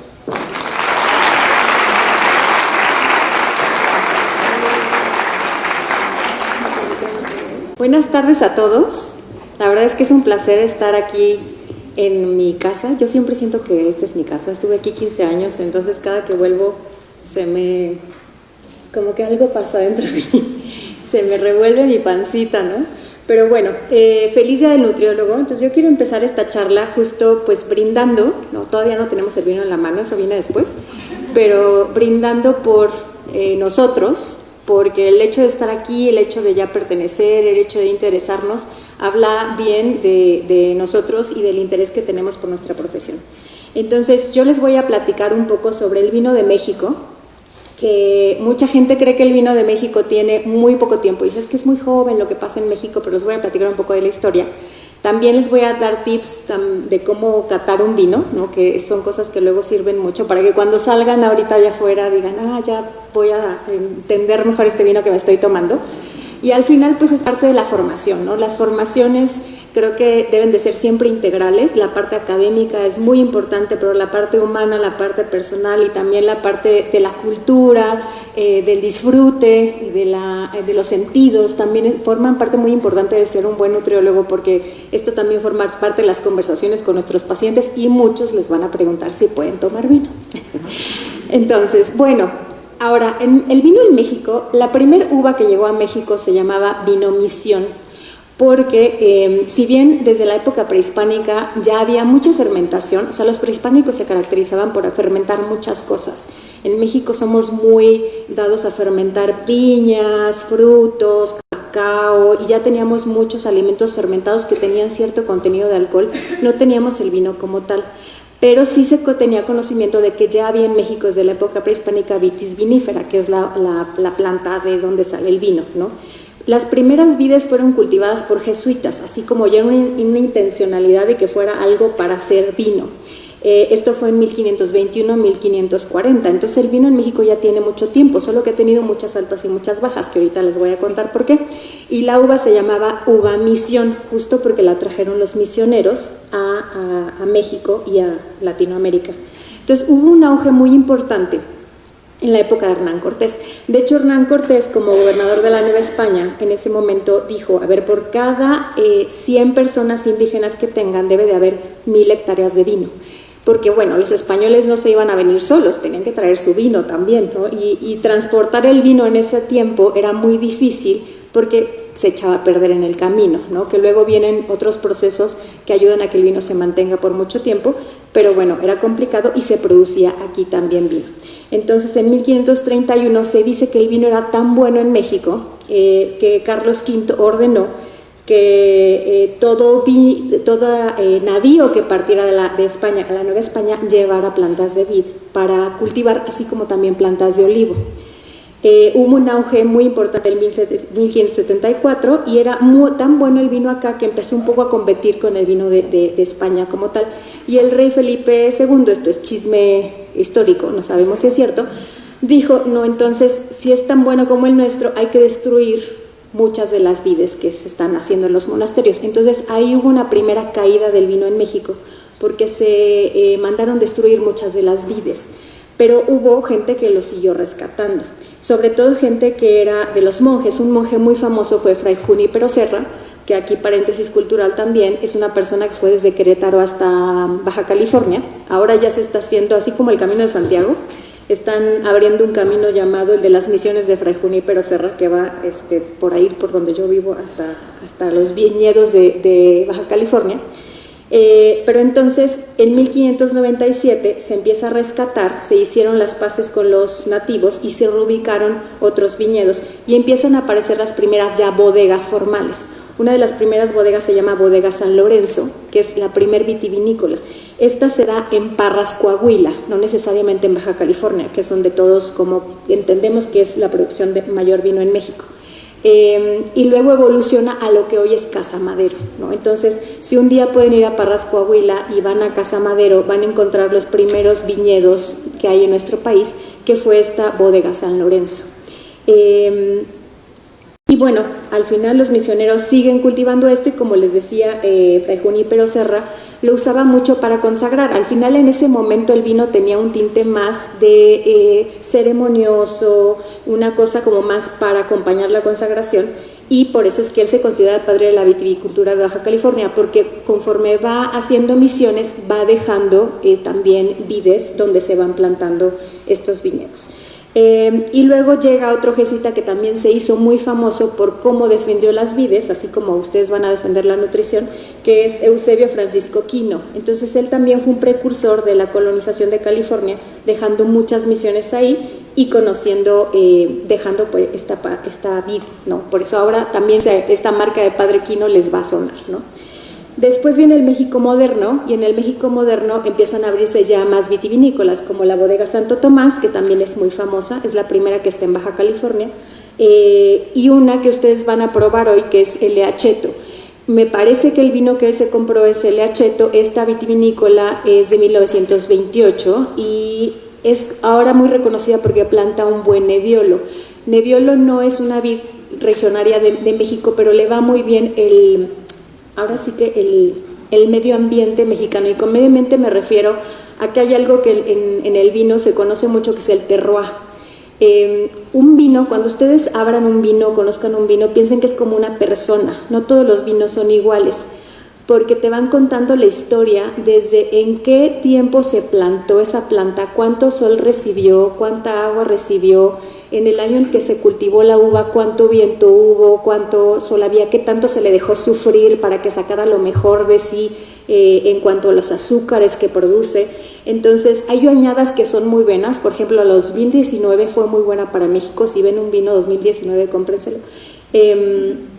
Y son añadas muy buenas porque ese año en específico hubo un clima que fue muy propicio para que hubiera buenos vinos, sobre todo en la zona de Baja California y en Querétaro, que son climas muy contrastantes, ¿no? Tenemos mañanas muy frías y luego tardes muy calurosas y luego otra vez noches muy frías y están alrededor de montañas. En Baja California hay mar alrededor y entonces todo lo que sucede alrededor de la uva le da un sabor a esa uva.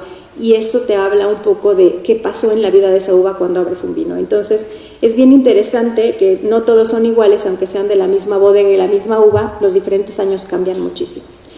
Y en el México actual, pues hubo un despegue muy importante, pero también hubo ahora sí que muchas crisis en el medio. Las guerras mundiales afectaron mucho, en la época de la prohibición de Norteamérica impactó mucho la producción de vino en México porque se empezó a privilegiar más la producción de destilados.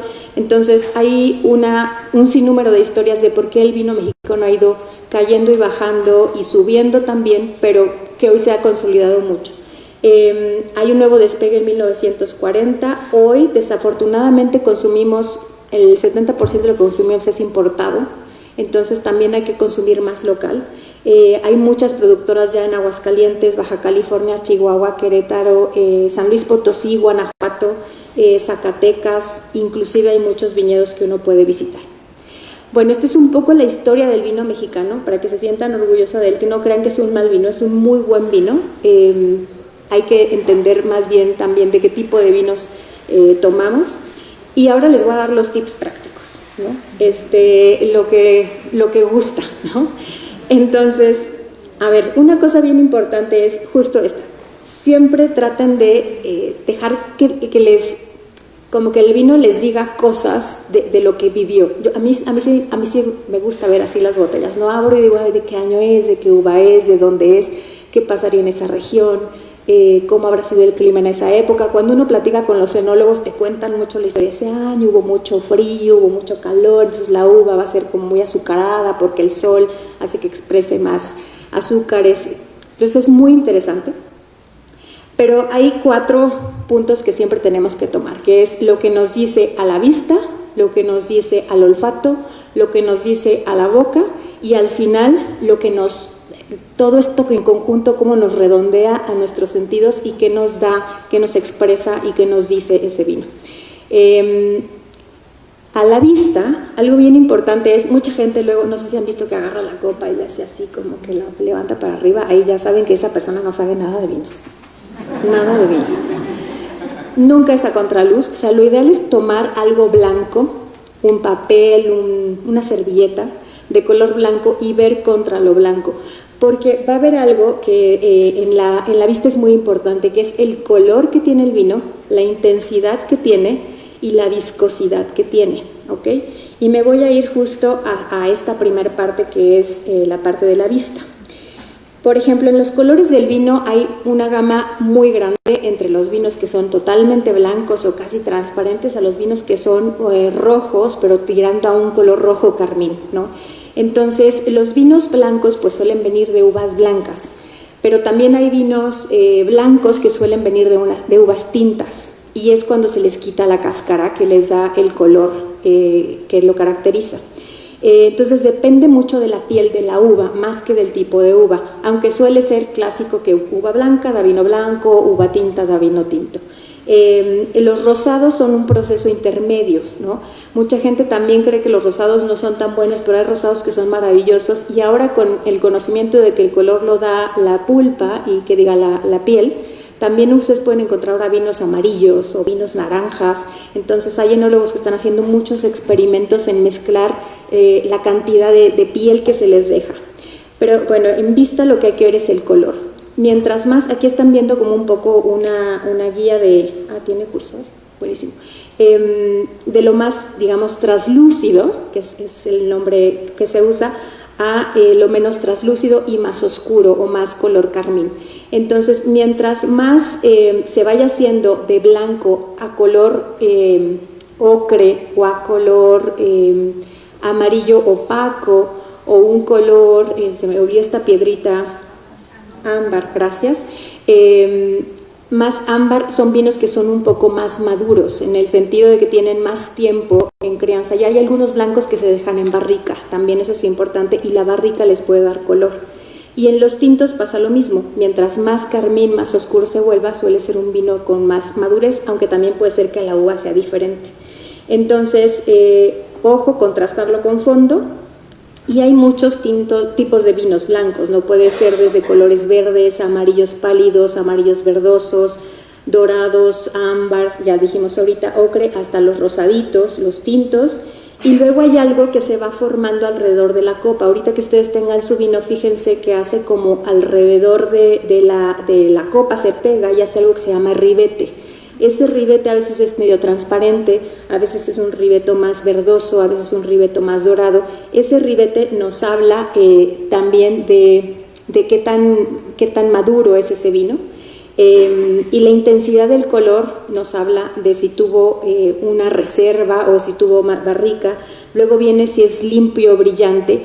No necesariamente que un vino tenga como sedimento significa que el vino sea malo, sino que a veces los procesos son diferentes. Todos los vinos se clarifican, inclusive, no sé si ustedes saben, pero la clarificación a veces incluye yema de huevo, proteína de pescado, para poder quitarle esos sedimentos y clarificar el vino al final de que se produce.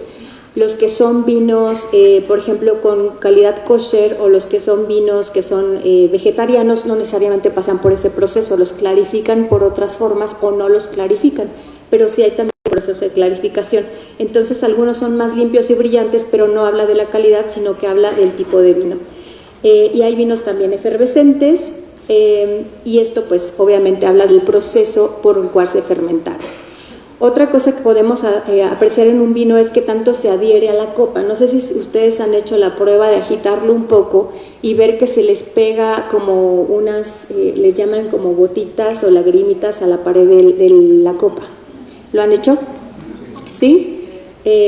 Bueno, hay una broma que decimos mucho, que es que si tú haces esto y ves piernitas es porque eres soltero, y si ves lagrimitas es porque eres casado. Una muy mala broma.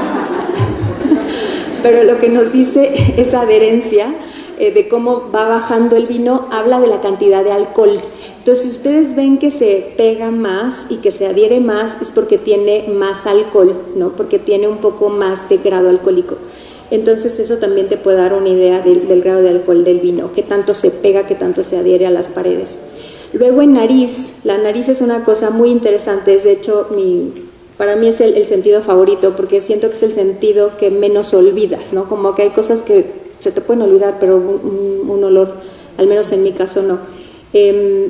La nariz es a copa quieta y a copa agitada. Usualmente inténtenlo también hoy o otro día. Háganlo a copa quieta y luego agítenlo y vean cómo cambia mucho. Porque el primer aroma te habla un poco de la uva, pero luego cuando lo agitas también te habla de si tiene barrica, te habla del proceso de fermentación, te habla como de toda su historia. Pero bueno, en los aromas nosotros los clasificamos en diferentes formatos. Aromas que vienen desde frutales, aromas que vienen herbales, hay unos que son incluso, suena raro, pero son aromas animales, ¿no?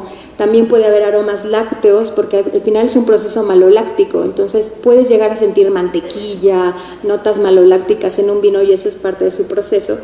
Y lo principal es entender que no huela mal, ¿no? A veces sí puede tener defectos, entonces si un vino les huele como a plátano podrido, de pronto cosas que no deberían de estar ahí son cosas raras, pero hay vinos que, por ejemplo, huelen a queroseno porque así es la uva, como es una uva alemana muy famosa que ahorita se me fue, ahorita me acordaré, pero pueden tener intensidades aromáticas muy diferentes. Entonces traten de siempre pensar, a ver qué carácter tiene este vino, es frutal, es floral, es especiado, es un vino torrefacto, es un vino animal, ¿qué me está diciendo? Y los referentes, que es el primario, que es el primero que te da, y luego cuando lo agitas te da otros aromas que hablan justo del proceso de la elaboración del vino. Y luego viene la parte más interesante, que es el gusto. Yo les pediría que a lo mejor ahora que tomen un vino traten de hacerlo en esos pasos, porque hay gente que los he invitado a catas y ya que les serví ya se lo tomaron y yo, todavía no empezamos, ¿no? Entonces no lo han ni olido, no lo han visto, ya se lo están tomando. Primero véelo, luego huélelo, luego tómalo. ¿Por qué es importante primero olerlo y luego tomarlo? Porque a veces te das cuenta que sí sabe a lo que huele y a veces no sabe a lo que huele, ¿no? Entonces puede que haya diferencias ahí, y hay vinos que son muy expresivos y hay vinos que los tienes que agitar y que no son tan expresivos, y eso también habla del proceso de elaboración. Entonces puede haber vinos muy dulces, puede haber vinos muy ácidos, o sea, tienen estas características. Uno es el grado de dulzor, otro es el grado de acidez. La acidez casi siempre se siente al frente y al lado de la boca. El grado de taninos, tomen un poco y traten de jalar hacia atrás como un poco de aire, así como, y si sus dientes como que toman un poco de agarre, como que sienten que les agarran los dientes, eso habla de la astringencia, y a veces la astringencia es un reflejo de los taninos. Entonces también esto es algo que se va sintiendo en la boca. El grado de alcohol se siente más bien en la parte de atrás. Acuérdense que la lengua también tiene receptores diferentes de acuerdo a la región de la lengua. Y bueno, el cuerpo es que tanto sientes que te rodea la boca, como que te la cubre, como que si fuera a veces hasta textura, como que el vino tuviera textura. Y después al final, ya que hicieron todo ese experimento, pues sí, piensen cómo sintieron realmente ese vino. O sea, fue un vino, la palabra de cuál es el mejor vino acá como que no existe, porque siempre es el que te guste, ¿no? O sea, es como cualquier cosa en la vida. ¿Qué es lo mejor? Pues es lo que más te gusta. Es como, ¿qué ejercicio es el mejor? El que te gusta, el que sabes que vas a disfrutar, el que sabes que a mí me gustan más dulces o más ácidos o con más taninos, menos taninos. Entonces no hay una regla en específico. Pero traten de al final decir, bueno, lo sentí más ácido, más dulce, con muchos taninos, tuve un aroma con florales, pero también sentí plantas. O sea, hagan esos experimentos para que traten de tomar el vino de una forma diferente y así entender como lo que les está contando esa historia. Ahora otra cosa bien interesante es el maridaje, ¿no? Si bien cada vino tiene su historia, ya por último, pues a nosotros como nutriólogos también nos gusta comer, ¿no? Entonces creo que es parte de todos nosotros. Antes de pasar a lo del maridaje, también un tip que les quiero pasar es no se dejen llevar tanto por el rating de vinos. No sé si han visto que luego uno compra y traen estrellitas y traen como este vino ganó no sé cuántos premios. Sí nos ayuda, o sea, pero un rating no necesariamente te dice, tú lo vas a adorar, sino que te habla de la calidad con la que se produjo. Y puede que a lo mejor haya un vino de muy buena calidad, pero para ti ese vino no es agradable porque no te gusta. Entonces, es más bien como un crítico lo evalúa en base a la calidad de que, ok, esta uva, si era Gewürztraminer, sabe a Gewürztraminer, huele a Gewürztraminer, como que evalúan todo el proceso para ver si realmente refleja lo que la uva es, pero no significa que a ti te va a gustar, ¿no? Y bueno, entonces ahora sí, maridaje. A mí la palabra maridaje me gusta mucho. ¿A qué le suena la palabra maridaje? ¿A comida? Ay, pues a ver, alguien que se anime a hablar más fuerte. A matrimonio, exacto. Viene de la palabra mariage, que es matrimonio. Entonces, se me hace una palabra muy linda porque la intención del maridaje es hacer que la contraparte saque lo mejor de sí mismo. Esa es la intención que lo debería hacer el matrimonio. Si no es mi problema, no, disculpa. Y hay dos tipos de maridaje: maridaje por complemento y maridaje por contraste. Entonces, el maridaje por complemento es que tú encuentres esos componentes de sabores de la comida y también de textura y también de crujiente, o sea, todo lo que la comida te da para que acompañe ese vino y haga que los dos resalten de una forma muy importante, o sea, que uno saque lo mejor del otro. Al final también el de contraste es así, pero en el de contraste más bien buscas que crees un contraste en la comida lo suficientemente fuerte como para que cuando tomes el vino resalte mucho más o saque otras cosas que no verías en un maridaje por complemento. Entonces hay ciertas reglas para hacer maridaje por contraste y para hacer maridaje por complemento. Depende mucho de, obviamente, la cantidad de grasa de la comida, de la cantidad a veces inclusive de sal de la comida, ¿no? De la cantidad de sabores y de aromas que tiene la comida. Entonces de pronto van a encontrar este tipo de reglas. Esta es quizá la más básica, pero cuando uno se mete al mundo del maridaje hay muchísimas cosas que no solo involucran la cantidad de grasa o si es carne animal, que diga carne roja, carne blanca o queso o pescado, sino también la parte de los vegetales, ¿no? Porque también es muy interesante que uno puede hacer un pairing o un maridaje con vegetales, no solo con cárnicos ni con quesos, que es como lo que más estamos acostumbrados con los vinos.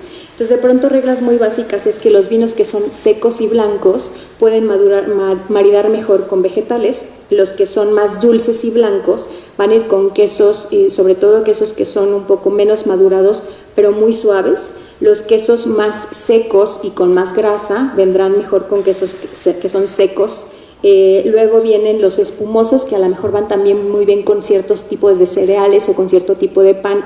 Luego con pescados también los espumosos suelen ir muy bien. Por ejemplo, el mole marida muy bien con un espumoso rosado. Si un día comen mole, cómprense uno y vean qué rico.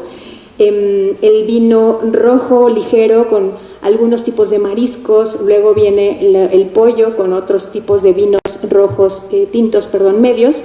La carne roja ya es un poco, necesito un vino tinto un poco más de una uva más como un Nebbiolo o como un Cabernet, y luego vienen los vinos de postre, ¿no? Entonces, sí hay ciertas reglas que hablan de la cantidad de grasa, de la cantidad de condimento y de la cantidad de acidez que tienen los alimentos para parearlo con los vinos, con el dulzor, con la acidez, con todo esto. Entonces, también el mundo del maridaje es muy interesante para que igual empiecen también a jugar no solo con el vino, sino ahora con qué lo acompaño y ver con qué sale. Y luego de pronto uno hace mezclas raras como una papa con un vino espumoso que no se lo imaginaré y dices, pero qué locura, me sabe muy rico. Y la idea es también que lo mezclen en la boca, aunque suene un poco grotesco, o sea, que coman un poco, tomen un poco de vino y lo mezclen juntos y vean cómo saben, como ratatouille literal, ¿no? Entonces, bueno, creo que el tiempo está justo. Mi intención es ahora sí que brindarles también un poco de más contextos culturales para que la formación de nosotros sea integral siempre y que sepamos que el nutriólogo no solo da consejos basados en fisiología, también la parte emocional, la parte social y la parte cultural de la alimentación es bien importante. Entonces el entendimiento de los contextos socioculturales de las personas son cruciales para que una persona llegue también a un mejor tratamiento nutricional. Para mí el vino es un alimento, ¿no? Desafortunadamente a veces se abusa de él, pero es un alimento que da placer, ¿no? Que si se es consciente es como cualquier alimento que nos da conscientemente un disfrute. Y me gusta mucho esta frase de Galileo, que el vino es la luz del sol unida por el agua, por todo esto que les decía del terroir, ¿no? Que te habla mucho de qué tanto sol, qué tanta agua recibió esa uva cuando estuvo. Y bueno, brindo por nosotros, brindo por el Día del Nutriólogo. Otra vez gracias a la invitación. Coincido con lo que decía la doctora Marta Kaufer. Me parece fabuloso que 4 instituciones se hayan unido para estar aquí. Eso habla de que estamos en muy buen momento y pues cualquier cosa estoy para ayudar y para servir. Gracias.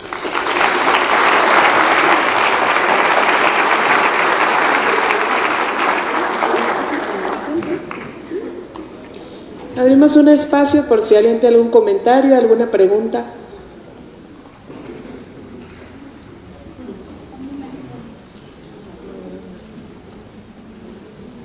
Bueno, agradecemos a la doctora Elisa por su tiempo, por su tema muy interesante. ¿Hay alguna pregunta?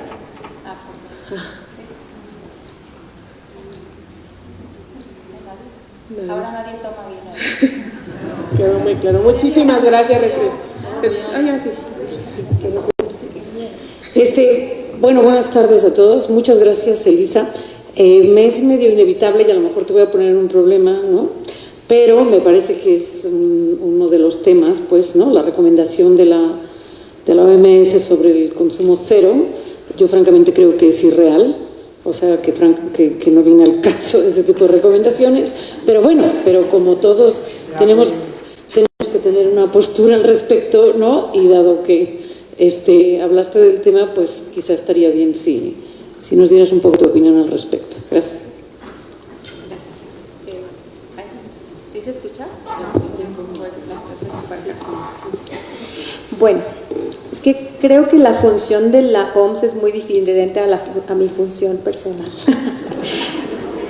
Sí, o sea, la Organización Mundial de la Salud tiene que establecer políticas públicas pensando en el mundo, pensando en los riesgos y los beneficios sanitarios. Entonces, desafortunadamente, como lo mencionaba, el alcohol puede llegar a ser un instrumento de abuso, ¿no? Y si hay problemas hepáticos, familiares, por alcoholismo, por abuso hígado graso, bueno, sí, en fin. Entonces, yo creo que el que ellos tengan la postura, a lo mejor de, bueno, es que nuestra recomendación es cero, es quizá como la recomendación de una mamá preocupada por ti que te diría, mi preferencia es que no tomes, ¿no? Ahora, en términos de salud, fisiológicamente hablando, antes la recomendación era 1 para mujeres, 2 para hombres, porque se ha visto que esa dosis puede tener de pronto ciertos beneficios también sobre la salud por los nutrientes que el mismo vino tiene, ¿no? Que tienes antioxidantes, que tienes otro tipo de, pues sí, al final tienes cosas que el vino te puede servir, ¿no? Y desafortunadamente lo que pasa es que el vino tiene, si vemos epidemiológicamente el riesgo, tiene como un comportamiento de J. Cuando tomas poco puede ser benéfico, cuando te pasas de cierto punto de equilibrio se vuelve un riesgo. Entonces encontrar ese punto de equilibrio quizá es donde una institución como la OMS debe de decir, pues nosotros diríamos 0, aunque en términos de salud, pues también cierta cantidad moderada entra de parte de una dieta saludable. La dieta mediterránea, por ejemplo, ha incluido mucho tiempo el consumo de vino ocasional, de 1 copa al día para mujeres, 2 de hombres.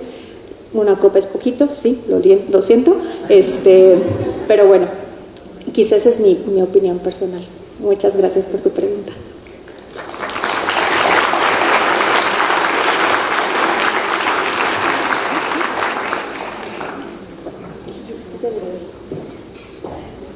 Despedimos a la doctora con un fuerte aplauso, por favor. Y muchas gracias.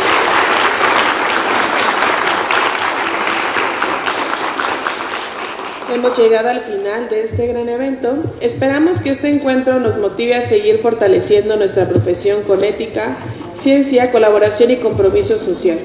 Les invitamos a pasar al área de ambigú y convivencia entre colegas para continuar este diálogo en un espacio más cercano. Muy buenas tardes y muchas gracias.